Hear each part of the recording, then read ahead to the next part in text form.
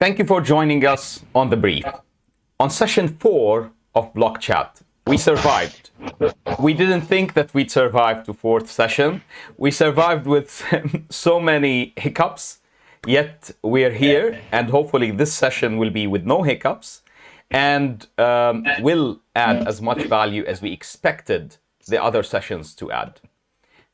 The Brief Block Chat with Denis Petrovcic and Makram Hani, discussing only what matters, no hype, a scientific approach to blockchain and DeFi in real estate. As we always say, in this session, and part of this session, and a major part of this session, is our community interacting with us, Blocksquare and Ocean Point enthusiasts, and everyone else, submitting questions, and you can do so by going to Blocksquare's Twitter account and going to the pinned tweet on top of the account and submitting a comment there. Denis and me will hopefully see this comment. We will be scrolling through the questions as we go. We will not leave the questions till the end so that there can be an interaction, because sometimes we answer a question and that answer will create or trigger another question that we can also answer within our session. Thank you for living with us until now. So Denis, tokenizing real estate. Today we want to answer 4 or 5 main questions that we are asked daily. Every time we talk to a customer, every time we talk to a member of the community, every time we talk to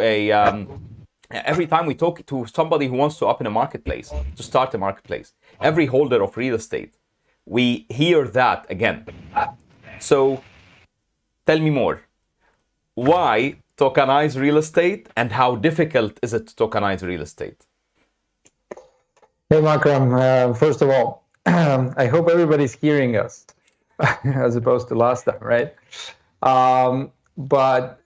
Yeah, it's great to have this shows. It was your idea to do them, and I'm loving it as we are progressing.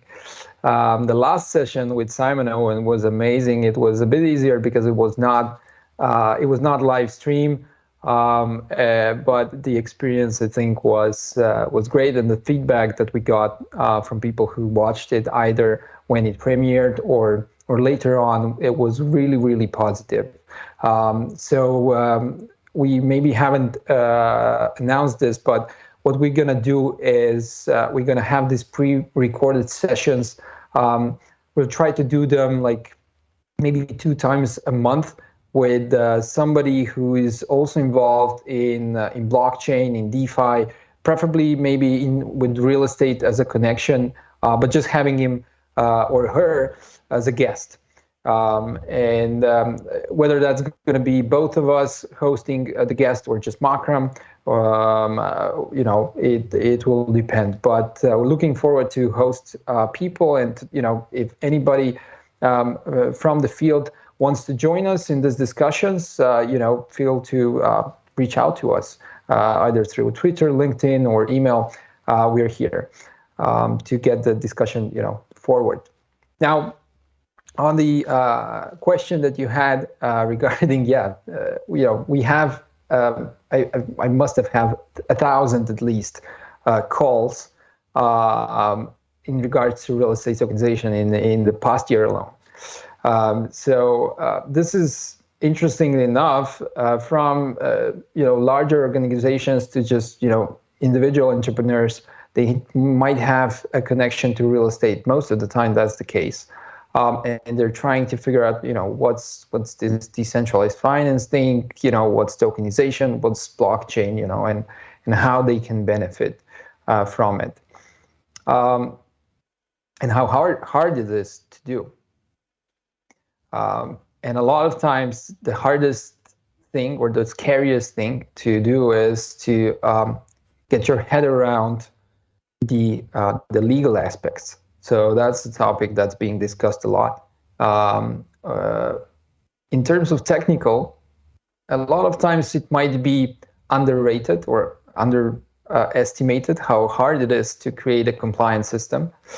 You get sometimes, yeah, we can do our own, or we can rent it with you if the price is good, but otherwise we'll just do our own thing.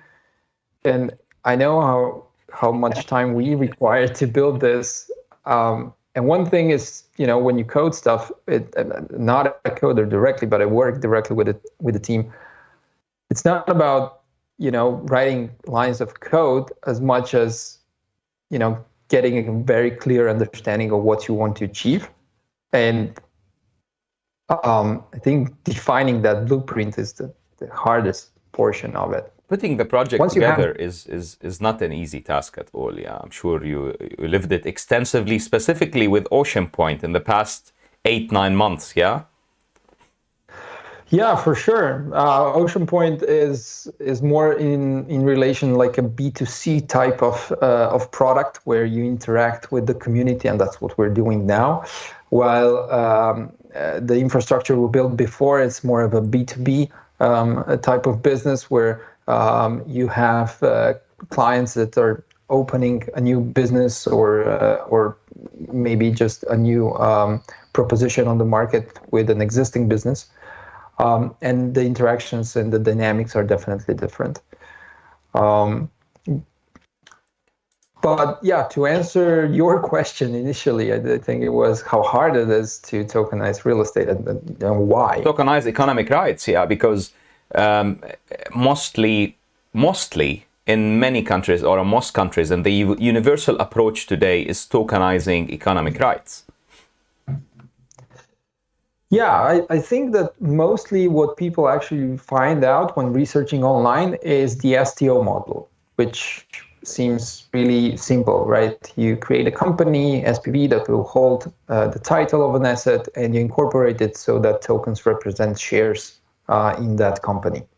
And that's perfectly fine. The problem is that probably it goes against the several laws that are already in place. It's like saying, yeah, you can drive on the left, but you essentially can, but only in England and in some other places around the world. So that model becomes like people research it and then they see, oh, but it's not that easy. It's actually really hard. And what they also find out is that what this requires is either the restructuring of the incorporation of an existing SPV to allow the shares to be represented by tokens, or actually transferring the asset to a new SPV that has been incorporated in such a manner. And you're from Dubai, there's no tax, as you say, but in many countries that creates a taxable event, so it costs additional money that you otherwise wouldn't spend. So it becomes lawyers plus some tech plus taxes, and it becomes a very, very expensive thing to do. And then they're like, how many millions or billions have already been tokenized and done this way? And you're like, yeah, there's not much happening. There's not a big market behind it to support the thesis of spending hundreds of thousands of dollars to do a tokenization. The challenge is a multi-level challenge, yeah? It's a technical challenge, it's a commercial challenge, it's a legal challenge. Yeah. So let's start with the technical challenge that you've talked about slightly. People talk to us today and say, you know what, I'm planning to launch a tokenization model within the coming 3 months. And we say, okay, great. So are you planning to use a white label solution, what we offer? And then the answer would be, no, we're building our tech. And can you build our tech for us? We probably can, but are you serious? You want to build tech in 3 months? Why?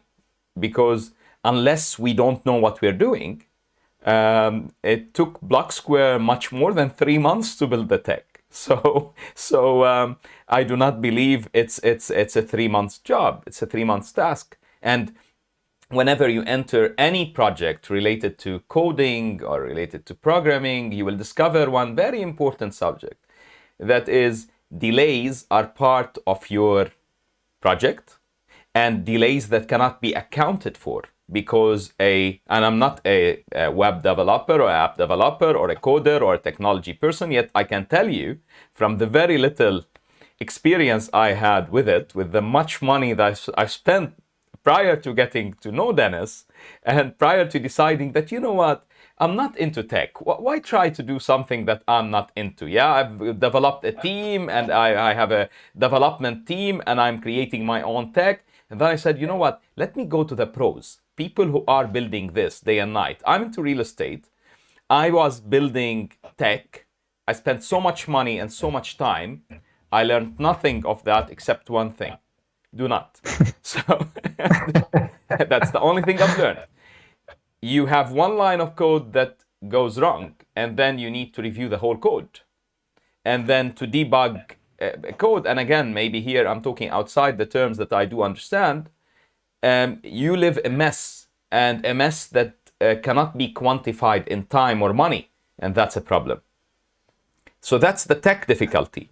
But is there a commercial difficulty? Because every time we talk to someone also, there's a commercial difficulty. Has Blocksquare been able to define a way to go to market without mortgaging your house and without having a fund investing $100 million in you and still pull it up and get to a point where you can reach profitability?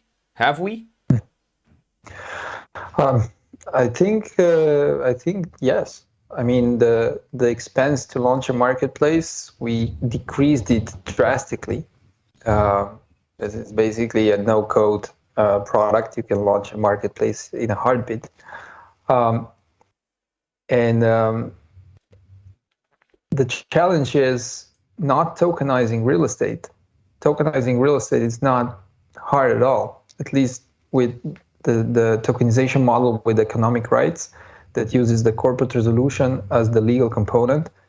There's no transfer of asset to another SPV. There's no new company you need to create or incorporate in a very, very funny way. I would say, there's no requirement to check if, the regulation supports equity being tokenized. So there's a lot of things that just go away and make it, and it's easier.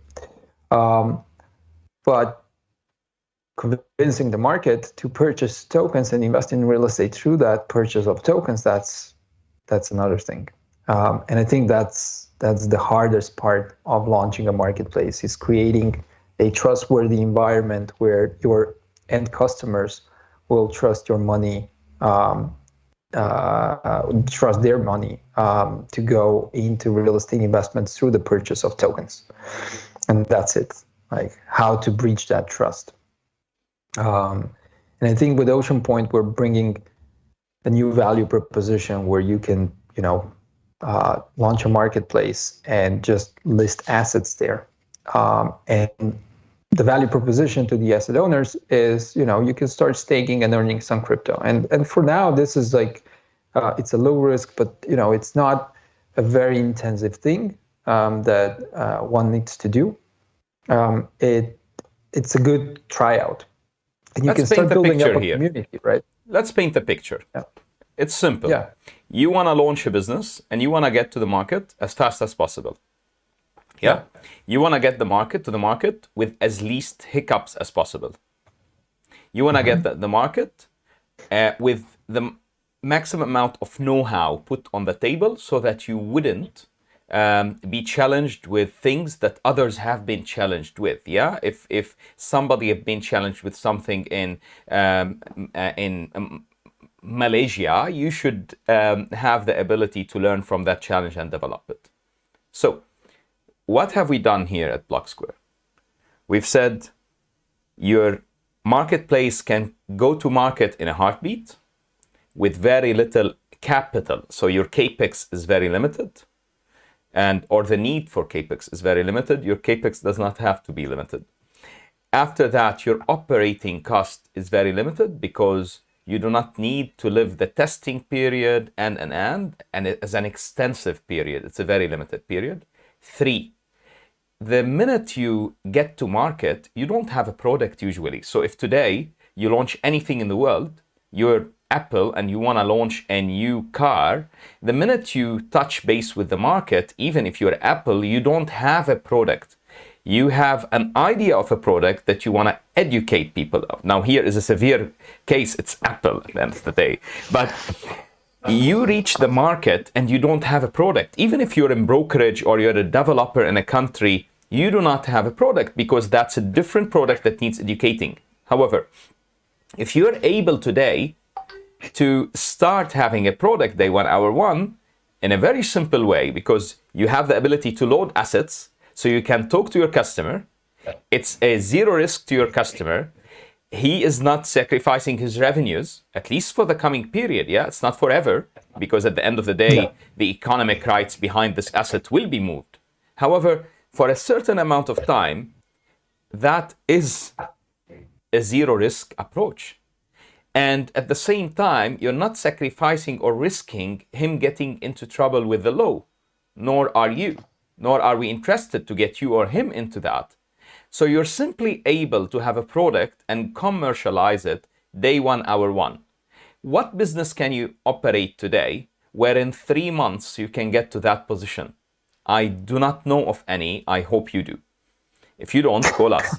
So that's you with a product touching base with your clients. How much did that cost you? Very little. Now, how much value can you add and what's the know-how on the table? What we do, and by the way, I had the experience, guys, as somebody who wanted to operate a marketplace, as somebody who wanted to have the technology out. So that when we started our relationship, we did not start it as, oh gosh, Blocksquare, it came from heaven, let's go ahead. Not really. I researched plenty of companies all over the world for a solution. And I wanted people I can work with. I wanted people who have synergy and people who share my same ethic in doing business and my same approach in doing business. However, I also wanted something very important, which is tech that work and people who have the know-how. Because if they don't have the know-how, regardless of how much knowledge do I have, we will fail. You have a backing that's hollow. So I found people that have the know-how that are conservative in their approach to the market. So you don't have them come into the market and tell it, the client in the market, don't worry, we have it all sorted. No. What they know, they say they know. What they don't, they say they don't. What they have achieved, they say they've achieved. What they haven't, they say they haven't. And that's major. And all the know-how that comes into them trying because they're concerned of doing the right thing, rather than launching a product to the market and let it live the challenge of time and trial and error of the market, is very valuable.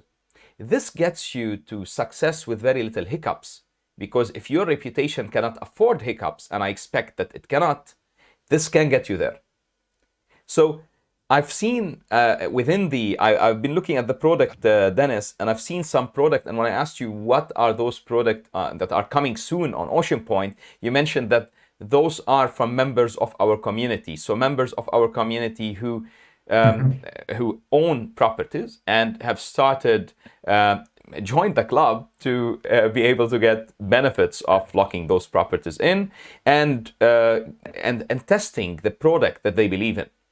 How can people do that? So if a member of our community, and I'm sure there will be many that are either live now with us or afterwards that will see us, and I see the activity on the Discord group. I love how enthusiastic everyone is, and it's not hype, it's science, and people are attached to the fundamentals, and people like the business behind it, because behind a project that is a face or a face value is tech, behind it is an operation, is a product, is a market, is a client, is money transacted.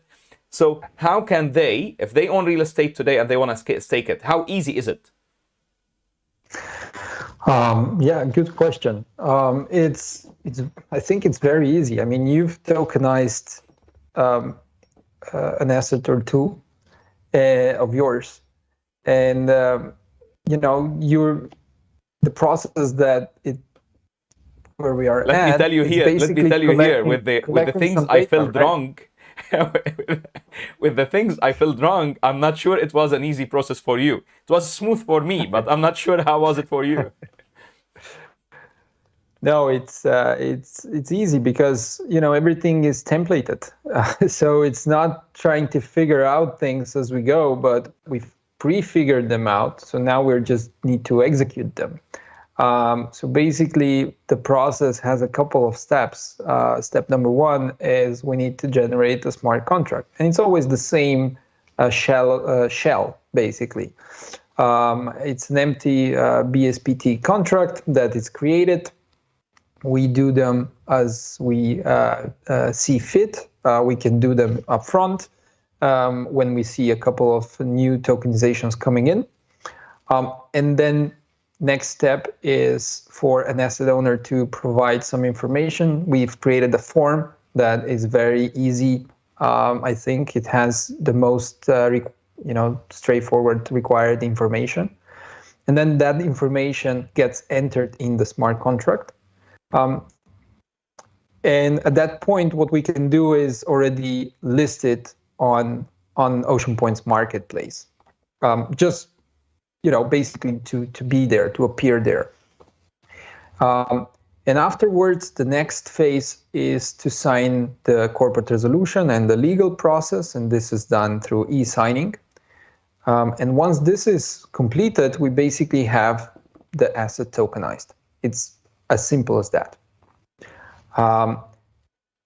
The hardest part of real estate, the hardest challenge of real estate tokenization as a new upcoming market is, the sale of tokens. And it's not hard to sell tokens, except these tokens are very regulated. So, that's the hardest part. And the challenge or the concerns of people that have considered doing this is, what happens after? Am I clear that the regulator's not going to come after me, or that I'm not going to be sanctioned, or that something bad's not going to happen to me as the asset owner? Now with Ocean Point, what happens is that, well, for the first 6 months, you basically own the asset still. You just start owning it, 10% of it, in tokenized form. That's, but you have an obligation to yourself. So you're not giving rights to anybody else. So you're in the safe sandbox, let's say. And then afterwards, you can decide to sell those tokens, but nobody's going to be able to buy them directly. But instead, Ocean Point's going to buy them. And at that moment, you've done a private deal with another company, basically. Blocksquare bought it, in a way. But the way we structured Ocean Point, it actually means that the pool of assets is kind of owned, in a way, by this DeFi protocol, where BST comes into play as the governance token. So and so it's still in a safe environment. It's still not selling securities out in the market to hundreds of people. You're not advertising it to anyone, right? Now, what happens after? After that, you can actually also create a sale of tokens. It might be in parallel, and you can sell the tokens to other people if you feel comfortable by doing so.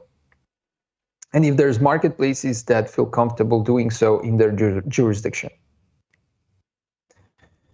And then the users of those marketplaces will be able to purchase those tokens.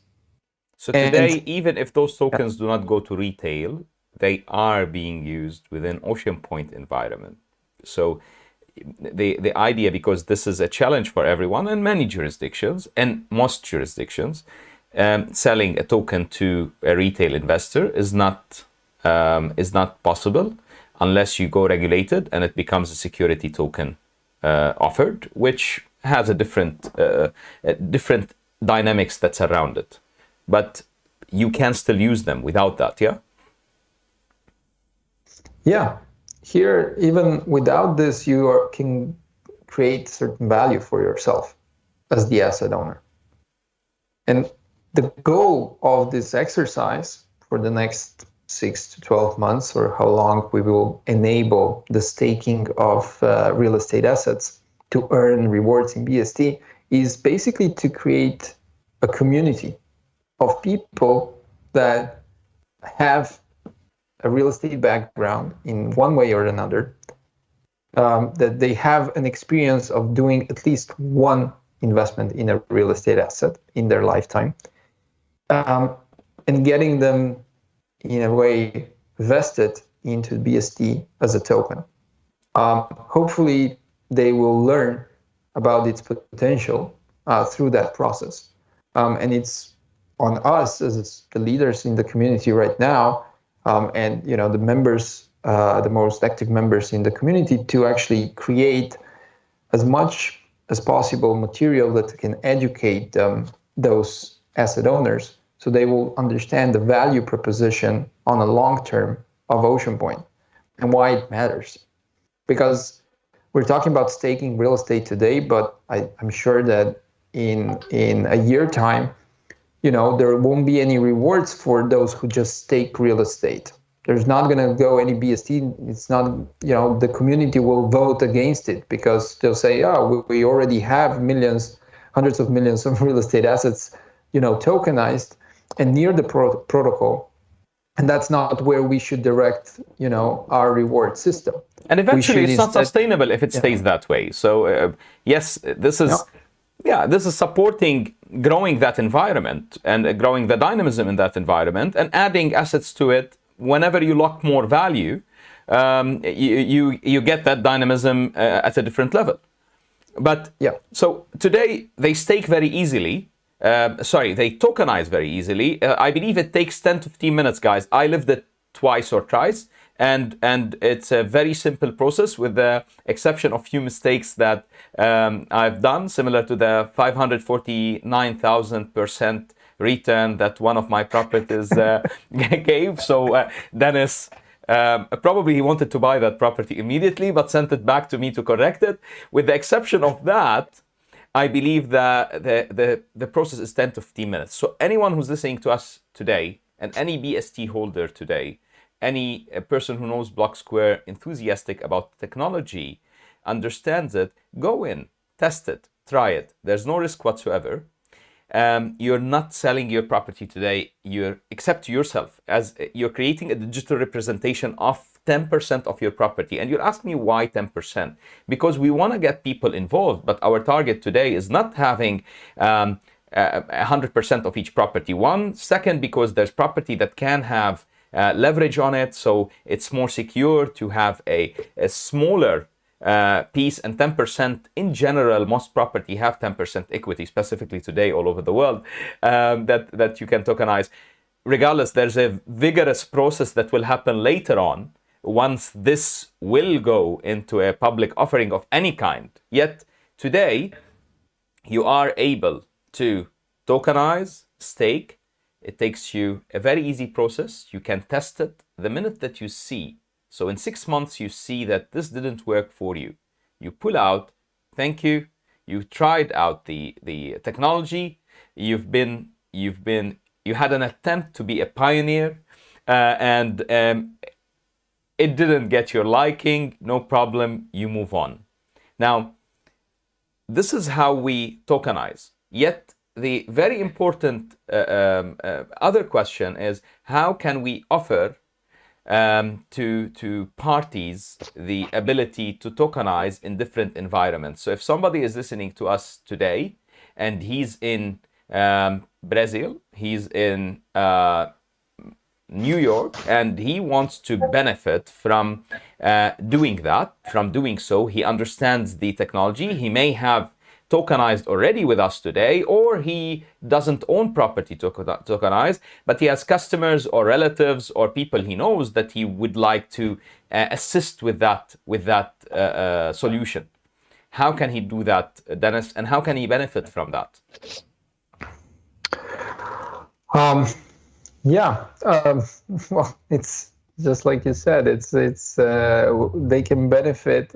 Just one thing is, if they have a vision maybe of launching a marketplace in the future, they can benefit from engaging even before without having that marketplace, just offering this tokenization service in their region, and kind of using it as a way to educate real estate owners about tokenization, about DeFi and its potentials. So I think this is like, it should be seen as a freemium, as a period of time where, you know, you can start building up something, like you said, with a very low capex. How can they directly benefit is when you act as a certified partner without a marketplace, for instance, there's each asset that you bring to the table for staking. That asset is going to accrue BST over the 6 months period, right? And what you as the certified partner will earn is 10% on the BST that that asset has made for its owner. So that's your kind of success fee. In simple terms, if an asset owner would earn 100K with one property in 6 months' time, 100K BST, you would get 10,000 BST as when they withdraw it. Something else here that we were talking about prior to us. So we've done a show before the show, guys. We were talking about everything before that in our testing to make sure that there's no hiccups today. And till now, I see there's no hiccups. Hopefully, everyone is listening to us. So you said if somebody holds 10,000, let's say BST, he gets 10% discount on a product. How and why? So yeah, when we started Blocksquare, that was like 3 years ago, when we were in Geneva in the accelerator fusion. We were looking at different ways of how to monetize this. And that was a period where, you know, the idea was, yeah, blockchain is going to stay, but, you know, crypto is going down. That's not going to stay. And so everybody was more or less advising us to do a more straightforward pricing model that would be understandable for anyone who wants to basically who wants to launch a marketplace, for instance. And so we created this simplified price list or pricing, and essentially it was like 40K USD to launch it. We take something up front, something after we deliver it, and then we have a pay-as-you-grow kind of model where you have a cost per tokenization. It includes the smart contract creation, the distribution of tokens, the editing of the smart contract, the KYC costs of the users that you onboard, and all of it. And we kind of estimated it to be fine at 6K. And then afterwards, there's like a maintenance fee per listed asset per month. So that was kind of an easy way of structuring this. The prices were not at that time yet obviously relevant because we haven't built the system yet, but it was going in this direction. But before this, I was trying to see a model that would create value for BST holders, right? So I was exploring even before the model of tokenizing software licenses, if that makes sense. I even wrote an article in 2017 about it. And now what we're doing with this discount is essentially achieving this. It's basically, if you buy BST, if you stake it in a governance pool, this means you become one of us. And because you're one of us, you know, we make it easier for you to spend less. And so if you essentially hold 100,000 as BST, whatever the amount of BST required for staking, you know, that means that you get 100% discount. There's no payment, no cost, except the creation cost, the gas costs that are on Ethereum. That's amazing. And that was my question. You know, if you hold 10,000, you get 10% discount. So if I hold 100,000, I get 100% discount. And Denis said, yes. I said, okay. Okay, that's cool, huh? So, okay. That is a very important question. Look, everyone who's with us is with us, hopefully, for the long run. People who are tokenizing real estate today, or people who are following this, or holders of BST, are, and here, let me put a plug. Guys, this session is educating people about what we do, how we do it, and eventually, yes, people hopefully will understand more the ease of it and how can it be done to support our community and to support what we do, not only as a business, to support what we do as a pioneering technology today, trying to change real estate. Yeah, my theory is real estate 6.0. It's changing real estate as an asset class, because in my opinion, if we change the characteristics of an asset class, it means we've changed the asset class. However, the next sessions that will come afterwards, for example, the session that will come next Thursday, we would have finished the description and definition of the basics. Next session will be about laws and taxation. I'm sure everyone will love it. Even people who don't hold BST, do not know about real estate tokenization. They just hold Ethereum probably, or Bitcoin. I have an amazing gentleman who was with us. Thankfully, Denis wasn't with us. And it's an amazing session. I can't tell you how good it is. You know, I can hear it 50 times. Not that I can hear myself 50 times, but I can hear that gentleman 50 times. Daniel Gomez, amazing gentleman. You need to listen to that. However, and the sessions that will come after will have tech people, so people who are tech enthusiasts, people who would add value on different levels. So you'll not continue to see my face and Denis' face only. We're here. We'll continue to show you our face. However, you'll not. The utmost target is that you get the value and we add value to you and to your day. But Denis, my question was, if today people are with us for the long run, so the coming 6 months, they're tokenizing, they're staking, no risk, and then they move on. Yet, or they stay, and hopefully they stay. Yet, the very important question is, why would people, forget about the 6 months, we're beyond the 6 months already.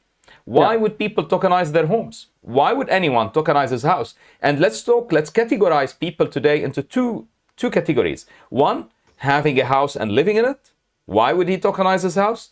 And two, having a house that is an investment. Why would he tokenize this house? Yeah, it's a good question. Why would you tokenize your house?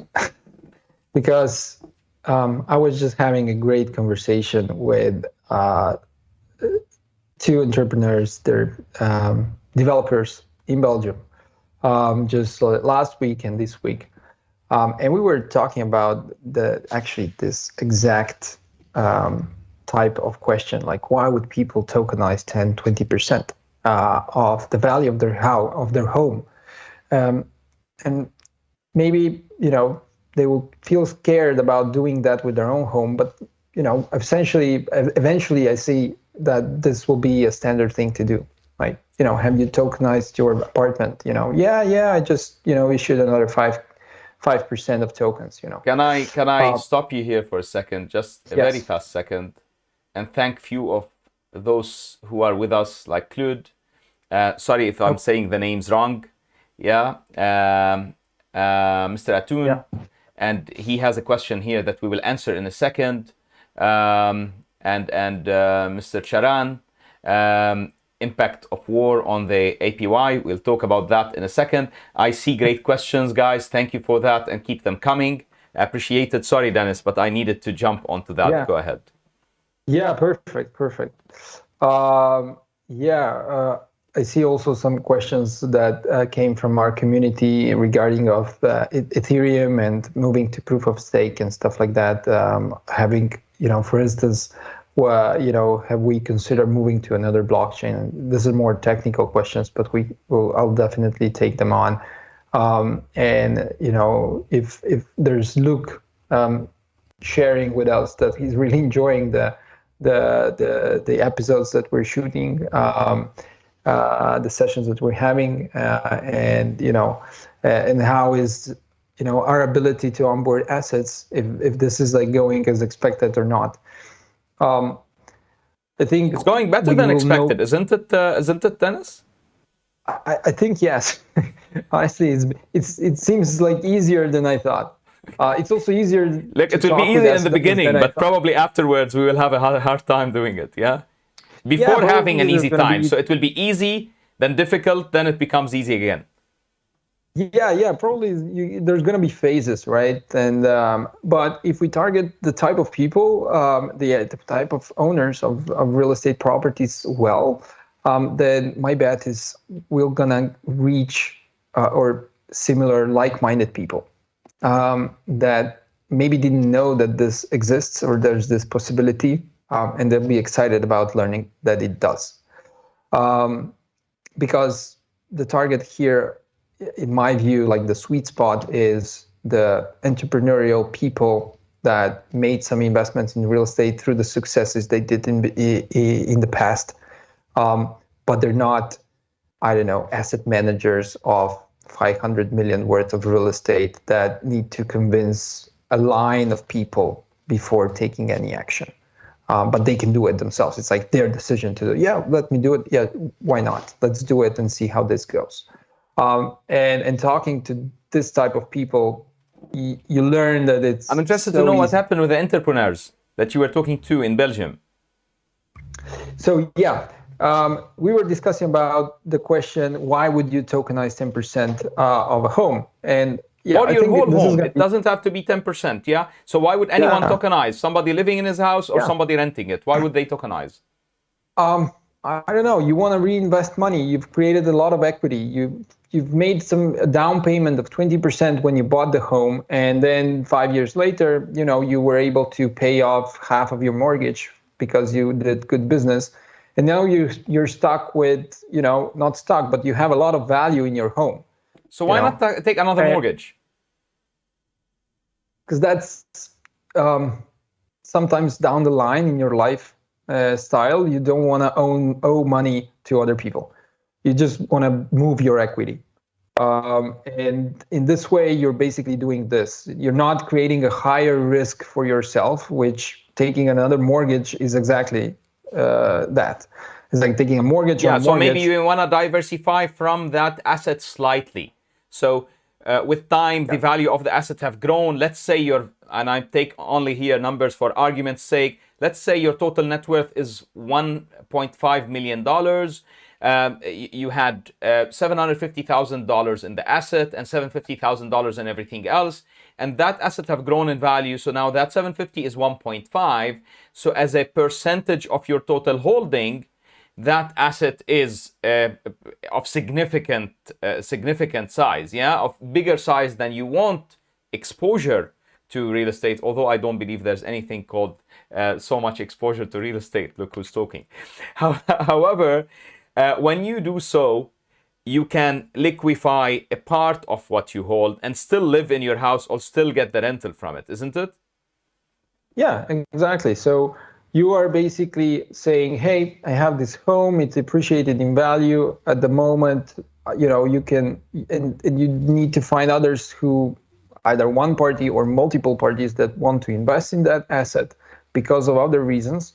And you're able to extract that liquidity out of the asset you own, and use that to kind of reinvest it in either in your lifestyle. I don't know, you buy a boat, or you want to invest in a new business, or I don't know, you have kids going to college and you want to pay tuition to them, or honestly, there's a lot of things how people would like to invest the equity they've built up through home ownership. Obviously, it's like lowering it, but because the valuation went up in the years in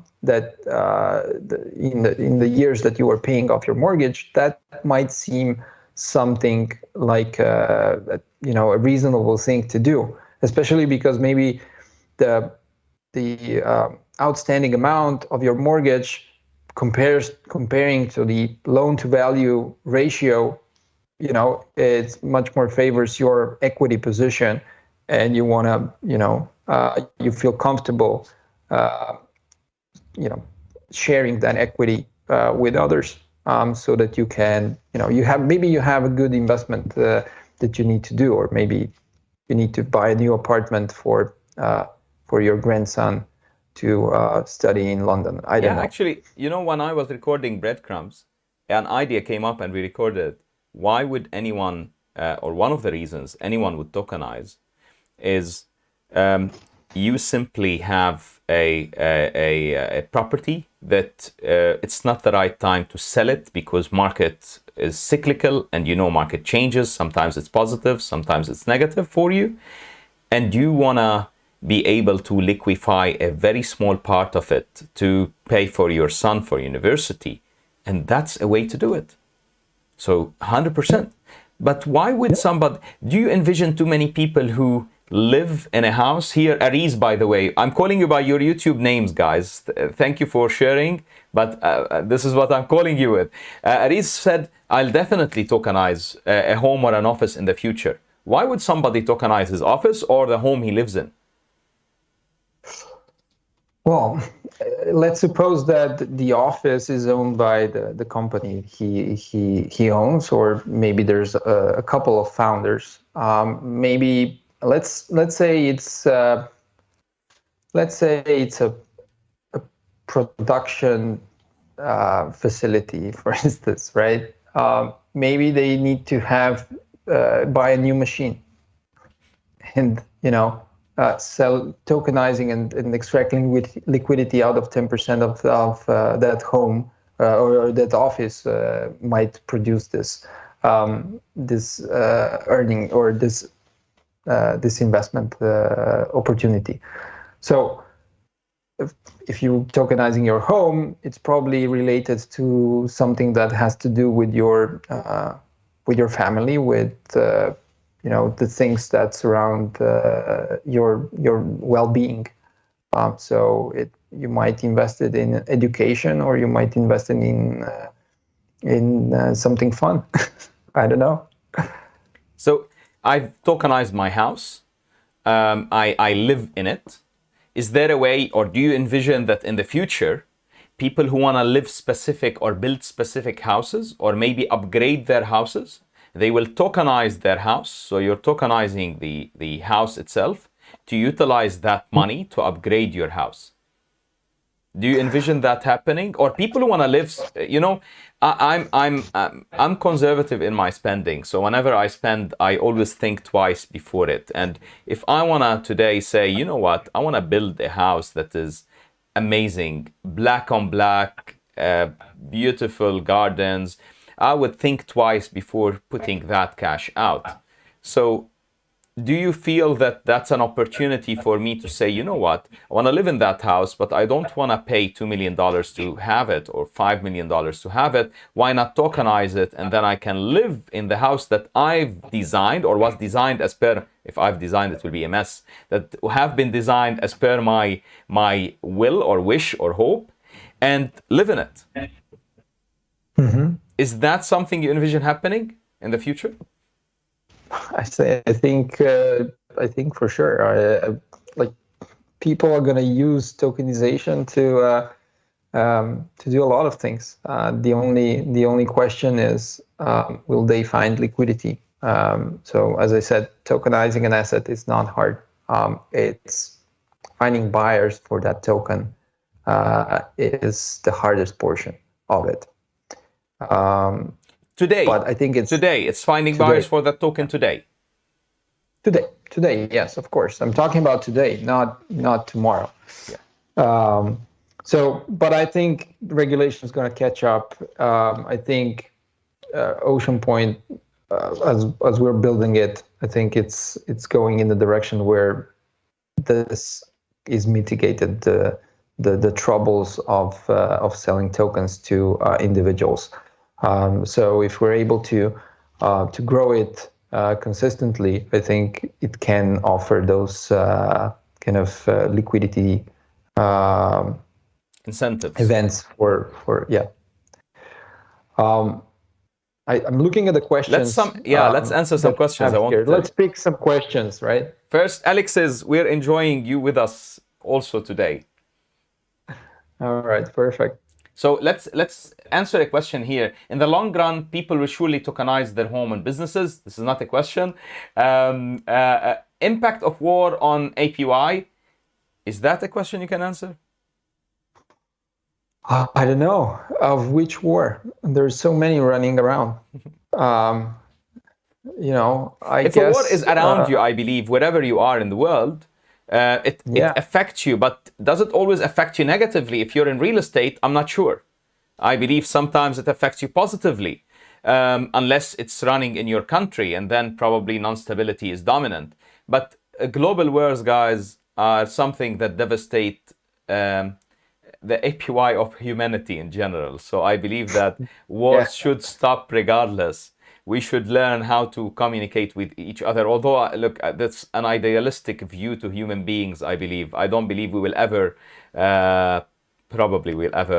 learn to live with each other and among each other. However, it will affect you, but how does it affect you? We don't really know, and there's no straight cut for it. But that's another subject for another chat, and probably it's a long answer because we need to deal with many elements that surround a property or an asset, and how is it impacted by its surrounding.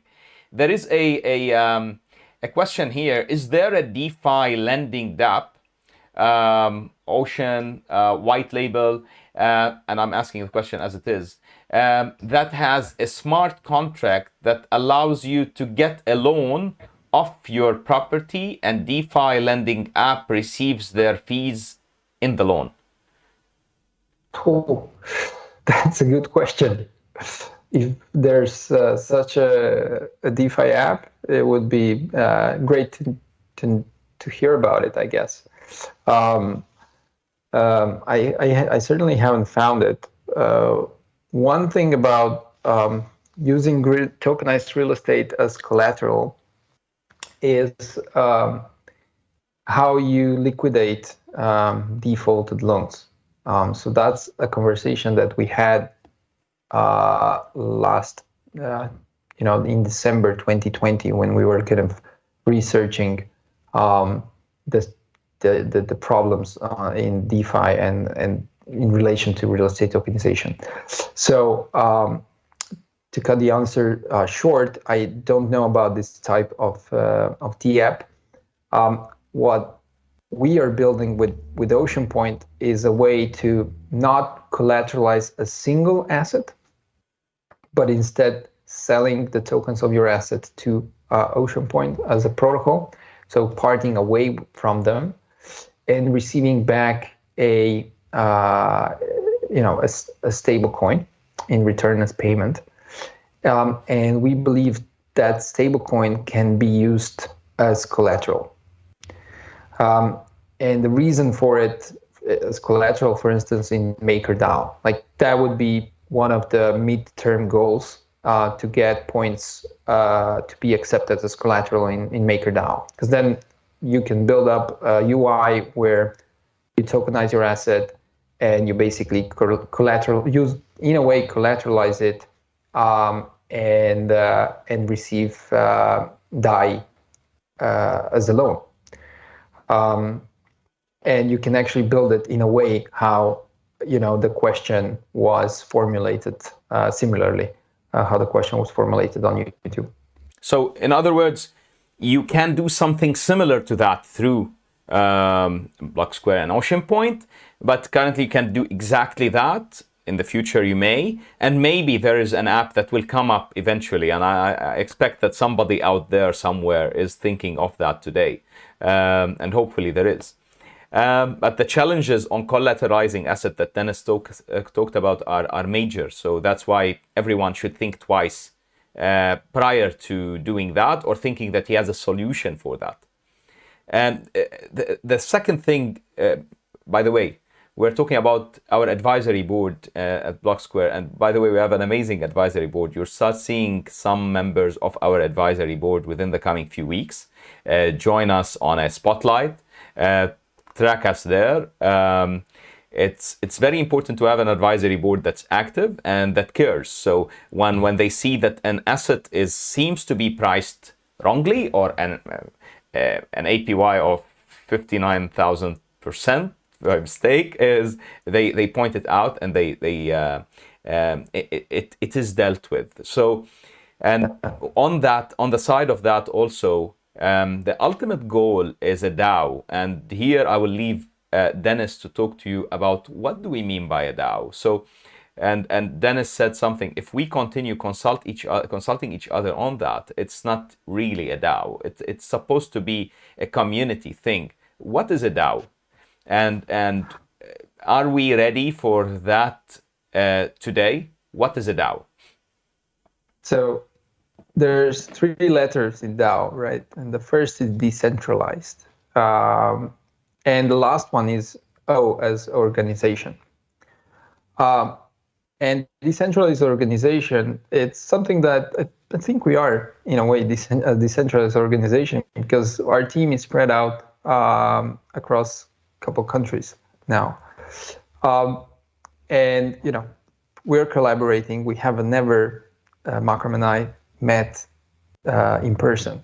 You've met with Victor when he was in Dubai for the expo, but we haven't met in person. Yes, exactly. So, there's great things people can build without meeting face to face. And we were kind of pushed into it because of COVID situation, but we learned to kind of go above and beyond it. But there's also this second letter, autonomous. And as I understand it, is an organization that lives without every time asking the single same person to have an opinion about something, and at the same time having participants in the organization do things their own way, just doing whatever brings value to the organization. So I kind of hope we are able to foster that kind of environment from the start, even though a lot of times people refer to me, but I guess I think we'll be successful as a DAO when nobody cares what Denis says. And, basically, maybe I express an opinion, and the DAO goes in a different direction, and that's fine as well. And I think at that moment, something that's funny. Success now. Something funny on the Discord channel a few days ago. I read a comment from a community member who said, if I continue buying BST at that rate, it will stop being decentralized, or something of that sort. I'm sure that's not the case, but I love the comment. Do you wish to answer, Denis, the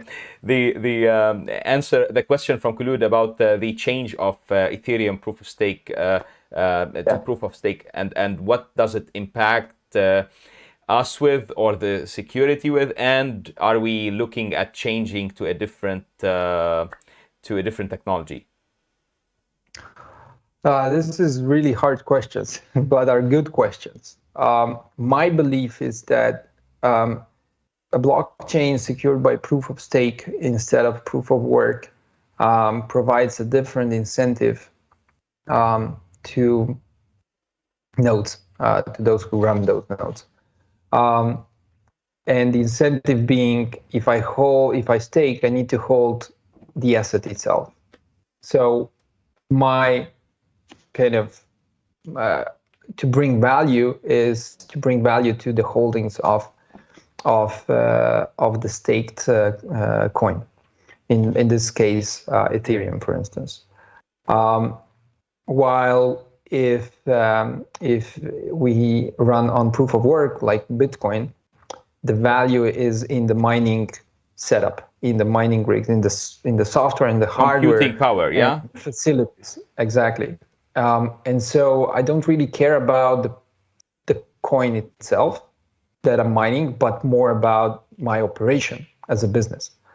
And both are great, but I think that Ethereum moving towards proof of stake, and there's been some really serious steps done lately that suggest this direction is actually, this is going to happen. It's not is it going to happen? It is going to happen, and it's going to happen whenever it's going to happen. Doesn't matter.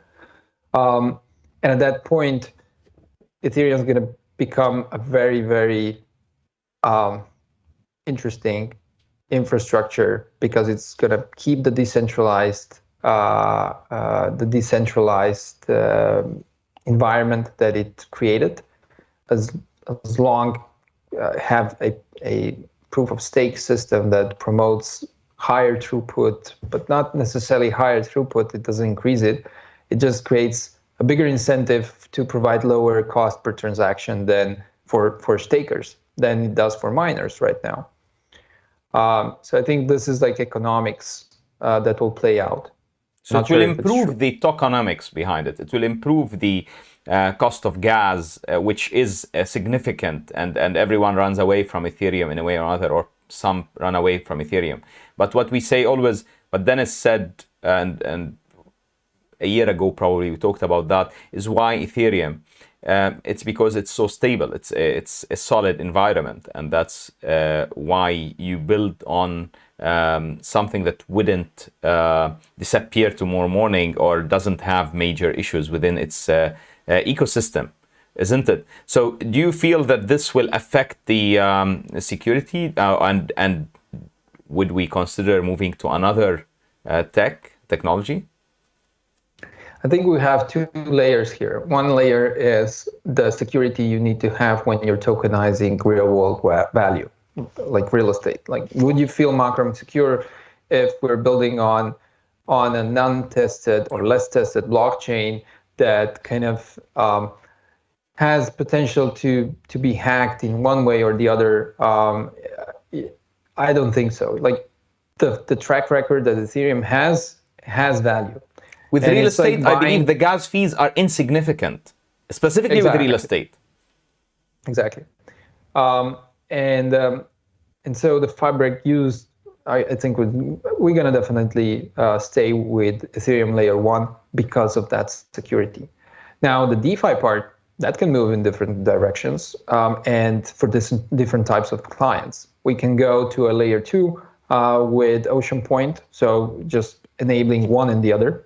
And just having one that's more suitable for smaller buy-ins, like $100 worth of investments, and layer 1 can stay with for larger players, and this can coexist.